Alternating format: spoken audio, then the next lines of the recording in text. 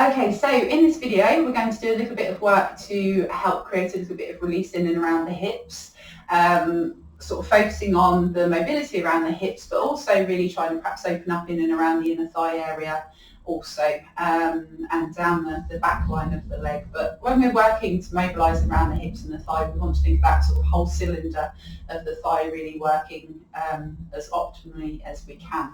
If it's not comfortable for you on a 4-point kneeling position, you can always take these exercises and adapt them to work at the wall. But today we're going to be on the hands and knees.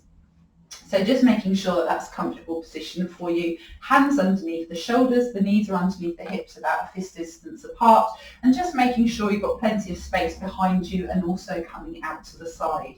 So the eye gaze is down towards the thumbs. Feel that sense of pushing down through the hands to lift the breastbone away from the floor as much as you can. We're going to start on the right leg, so we're going to fold the right leg in, we're going to look down towards the knee, and then we're going to lengthen the leg away and allow it to lift from the floor. So we're folding in through the hip, knee and the spine, and then finding that sense of space. And it's not about how high the leg lifts, like I say, it's finding the space through the body, so reaching the leg out, fold the leg in, and again then reaching out. So as smooth as you can as you come in and away.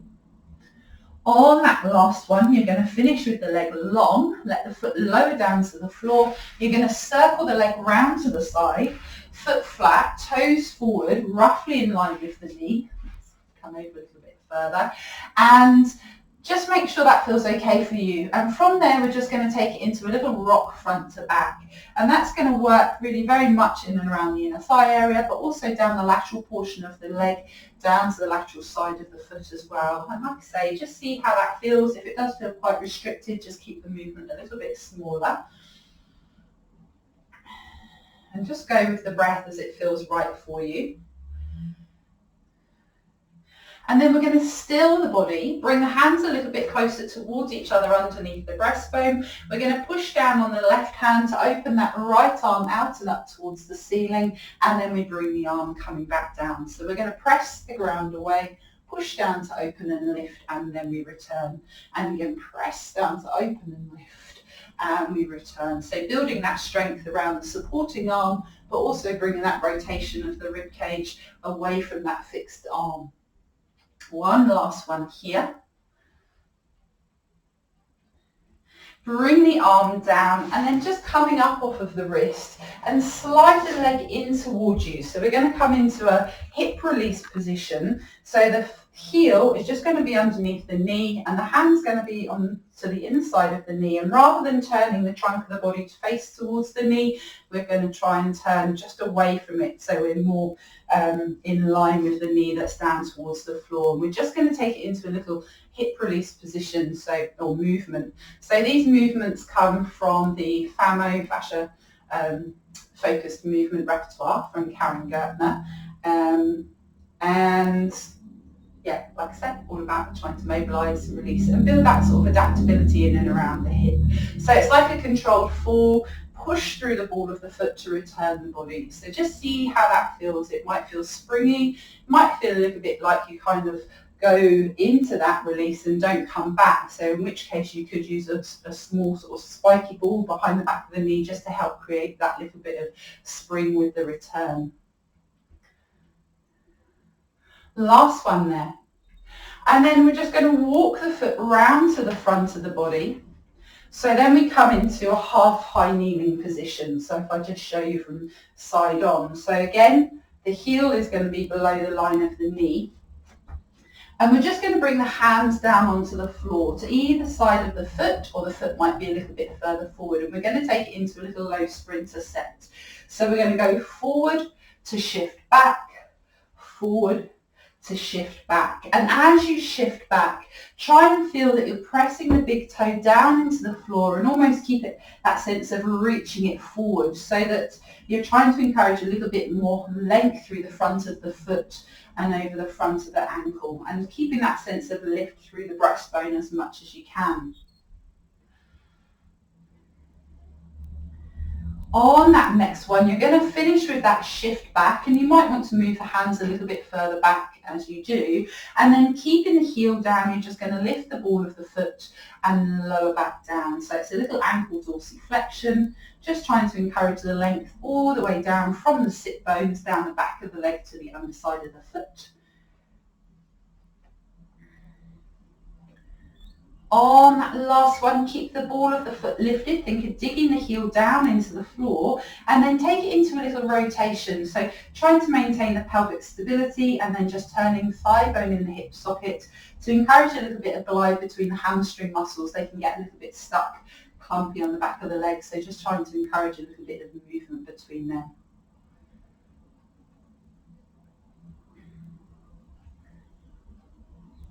And then bring the foot back down, bring the hands a little bit further forward again, tuck the toes under on that back foot if you can, and just see if you can push out through the heel to lift that back knee. So just starting to bring ourselves as if you're going to sort of sprint forward, just pushing out to lift the knee.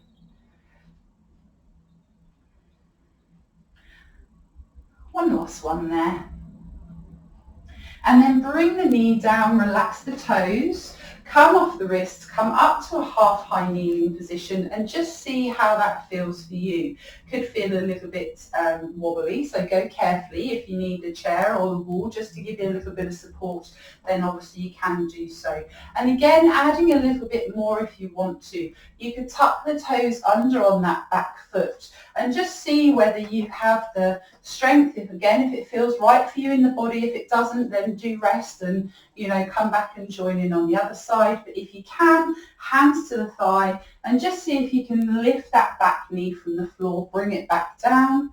Again, lifting that back knee and bring it back down. And from there, we could lift the knee, step the foot forward, and that would be our transition to bring ourselves up to a standing position. We're going to step the other foot back, tuck the toes under, bring the knee carefully down, relax the toes, bring the other leg down, come back to our 4-point kneeling, and we'll do the same then, starting on the other side. So back to our neutral position, hands under the shoulders, knees underneath the hips. Fold that left leg in, look down to meet it, lengthen the leg away, let it lift. So curling in and then finding that space through the body. So nice and smooth again with the movement. Make sure you're not locking into the knee or the hip as you lengthen the leg away. Last one there. Finish with the leg long, lower it to the floor, circle the leg round to the side, foot flat, toes forward, again roughly in line with the knee, into your little rock front to back, keep the back nice and long, and again just see how that feels. It might be really quite different from one side to the other. So maybe smaller range, you might feel quite happy on that side and be able to be a little bit more generous with it. Again, just go with the breath. Make sure you're not holding the breath. And then still the body, bring the hands closer towards each other underneath the breastbone. We're going to push down through that right arm, open that left arm out and up towards the ceiling. We lower down, push down to open and lift, and then we return. And again, really building that strength on that supporting arm and the rotation of the rib cage away from that arm as we lift, following with the eye gaze.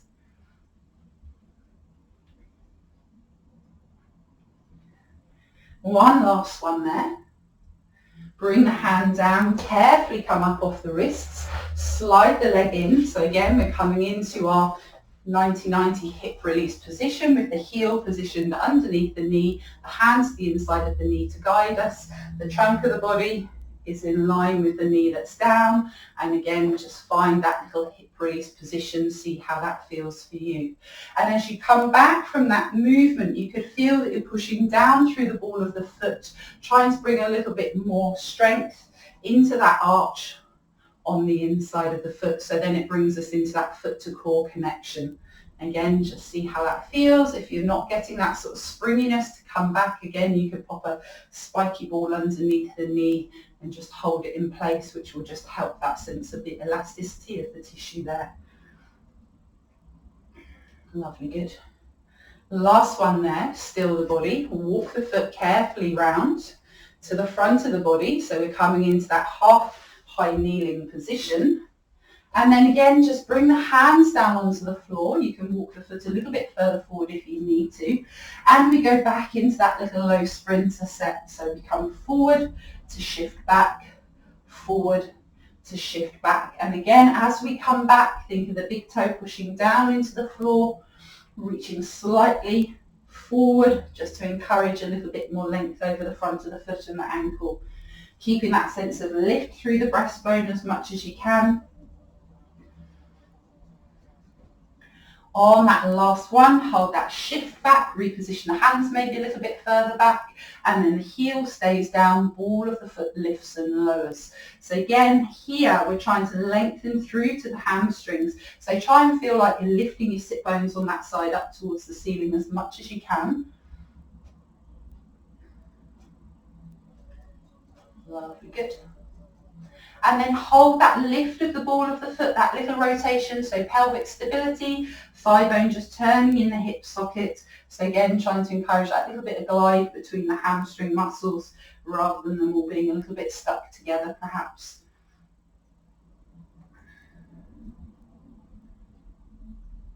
Lovely.